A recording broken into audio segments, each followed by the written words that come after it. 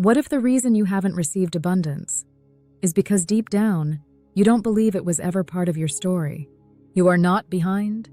You are not cursed. You are not the exception. You've tried. You've affirmed. You've spoken as if it's already yours.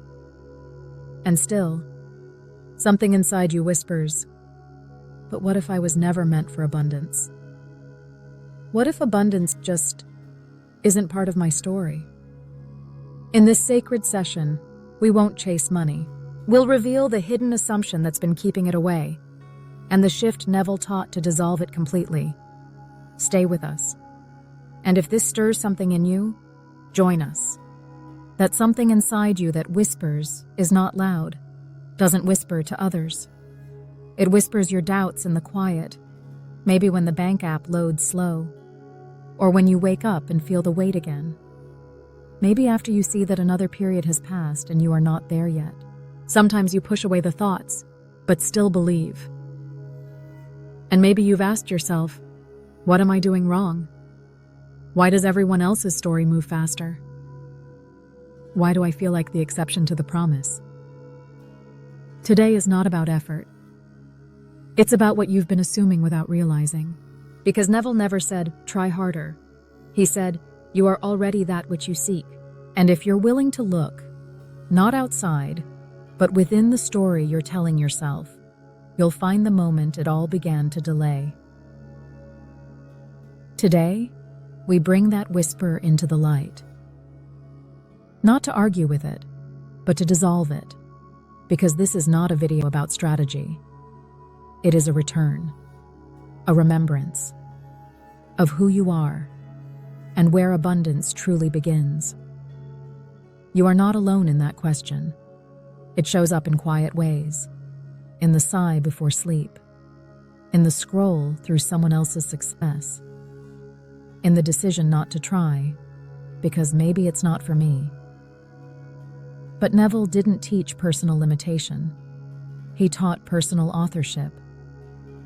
He didn't say you must deserve abundance. He said you are it, if you dare to assume it. So let's go deeper, to remove the veil. The veil that says, some are chosen, I was not. That veil was never yours. It was handed to you by someone who wore it themselves.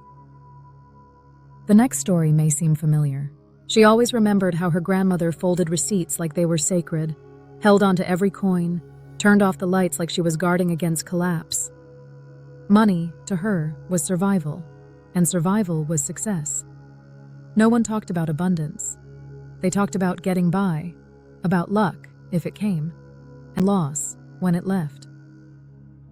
So when she began reading about assumption, about imagining more, it felt foreign, beautiful but impossible. She tried, of course. But beneath it all, there was always a quiet sense of exception, as if this level of peace was made for others, as if she had missed something long ago that disqualified her. And yet, when she finally traced that feeling, it led back to a moment, a small one. Her mother saying, "We're not those people. We do what we can." It wasn't said with bitterness, just a resigned pride. But that sentence became a veil, woven from love, worn as protection. And now, she saw it clearly. She had inherited a belief her mother never meant to pass on. A limitation worn for decades, gifted like an heirloom. And as she saw it, she forgave it and removed it. Because that veil was never hers, and abundance had been waiting, not for proof, just for permission. You've heard the phrase, assumptions harden into fact. But what if the assumption you've been carrying is that abundance must be earned, proved, performed? Neville said, "What you feel as true on the inside becomes your outer world. So the lack you see, the delay, the struggle, they're not punishments. They're not signs that you're broken. They're the mirror of an old assumption, still echoing. But assumption is not permanent. It is a choice, a garment. And today, we try on a new one, not with force, but with stillness, with sacred defiance against the voice that says, "Not you." Here's what no one says. Lack can become familiar, even comfortable. When you've lived long enough in not enough, abundance feels suspicious. It feels unreal, too easy, too good, too unlike you. But that feeling is not your truth. It's your training. The world trained you to doubt your abundance, to believe in effort more than grace, to worship the hustle more than the stillness. But Neville said, the world is yourself pushed out. So what if the world has simply been waiting for your change in posture? Not your work ethic, but your assumption. You don't get abundance by chasing it. You allow it by becoming it. Let's say that again. You don't get abundance by chasing it. You allow it by becoming it. And becoming doesn't mean doing more. It means releasing what you're not. You are not the struggling one. You are not the one who almost made it. You are not the one who must beg life for blessing. You are the one who is. The one who already contains. The one who assumes. And the one who assumes receives. Let's pause here. Let the body soften. The breath deepen. And listen. Truly listen. There is no power outside of your own awareness. That's not philosophy. That's law. The law of assumption is not magic. It's identity. And your life will always return to the identity you dare to hold. Not the one others gave you. Not the one shaped by failure or time. But the one you assume in the silence, when no one is watching. Neville said, dare to assume the feeling of the wish fulfilled until it becomes natural. Not until it happens. Not until the email comes, but until it becomes natural. So ask yourself, what does abundance feel like? Before the proof. It should feel like breath, like ease, like I belong. It doesn't shout. It doesn't rush. It doesn't beg. It dwells. Here's a short story. A man once said, I've done it all. Affirmed, visualized, imagined, but I still feel empty. And I asked him, when you affirm, who do you become? He paused, then whispered, someone who hopes it might work. And in that answer, the veil lifted.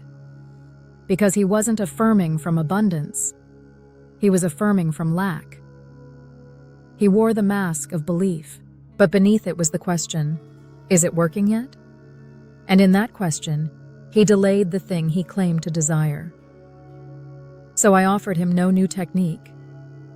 Just a reminder, stop proving, start assuming. Assume the feeling, not as a tool, but as your truth. And he did. Quietly, gently. 2 weeks later, the breakthrough came. Not because he worked harder, but because he finally rested. Rested in his abundance. Not in the number, not in the outcome, but in the knowing. And from that knowing came everything else. This story is not rare. It is yours. It is mine.